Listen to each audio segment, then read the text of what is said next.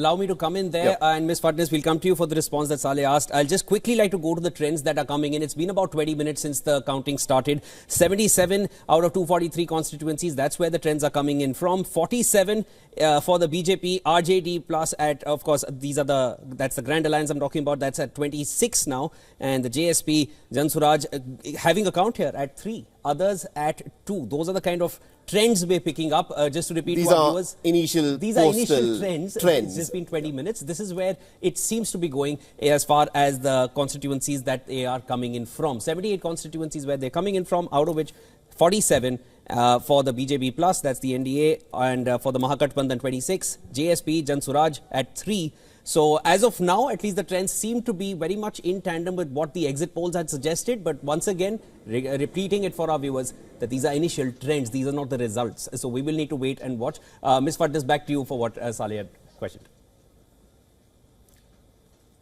So the question, I think, was about incumbency. Incumbency and also the mental acuity of Nitish Kumar. He's 74 years old. You know, at times there have been these videos that have done the round, something that the opposition has also extensively spoken about, that Nitish Kumar is probably getting old and age is catching up with him. Do you think that would have played a role in the way the people in Bihar would have voted for him? I think this is a vote of a thank you vote for Nitish Kumar. This election more than any others in the past.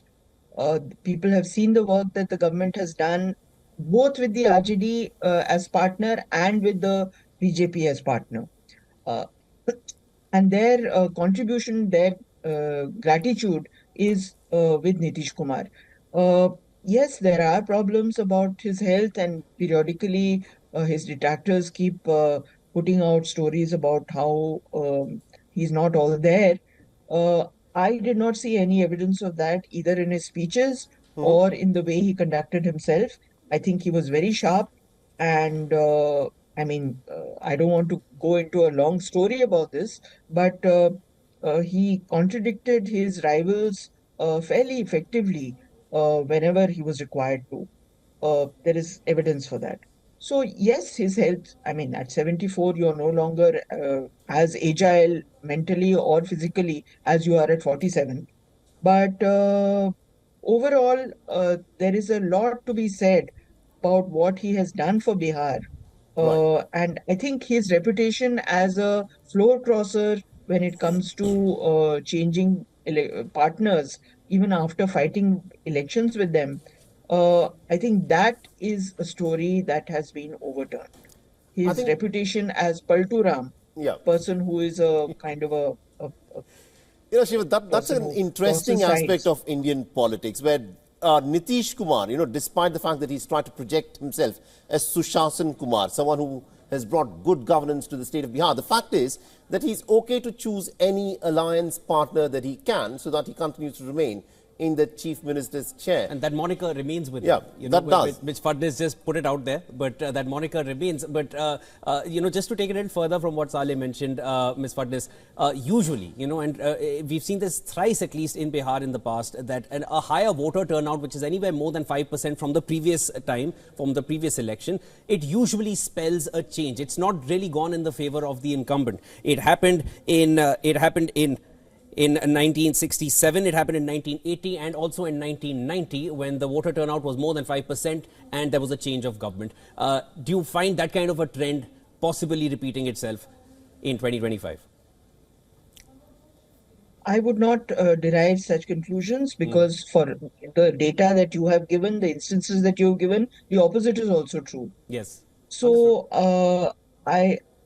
we cannot derive such conclusions. I don't think voter turnout means, you know, plus for one or the other side. It merely means that people have an opinion, and they're out there, out on the streets to register it, whatever their opinion may be. Interesting. This is the election counting that has just gotten started. And let's get our viewers up to speed with the latest trends that have come in, where these are, remember, still projections and trends and early leads. It's only the postal ballots that have been counted so far at 8:27. At this moment, this is what the figures indicate, that NDA is ahead at 38 The Mahagathbandhan is ahead at 24, while others have got 4 seats in their kitty in the leads and trends. These are very, very early numbers, and things can dramatically change in the course of the next few minutes. I think in another 2 to 3 minutes, the EVM counting will start as well, and then perhaps these trends will have a little more weight behind what it is. But again, as I mentioned, these are trends. Out of the 100 constituencies, out of 243, the trends that are coming in that we're reading out for you, 63 for the NDA, 32 for the Mahagathbandhan, the Grand Alliance, 3 for the Jan Suraj party. Let me very quickly, Ms. Fadnis, before we slip into a break, the Jan Suraj party, they were mostly being seen as disruptors. How much of that do you feel is going to happen as the results are, as we approach the final result? Jan Suraj has designed itself as a disruptor, and that is where its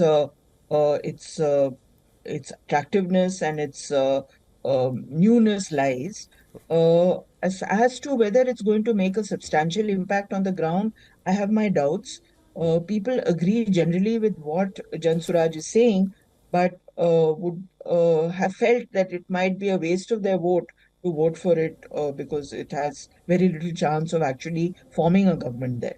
So while Jan Suraj is important, I don't think it's going to have a very big impact, except in those seats which have posted very, very narrow victories.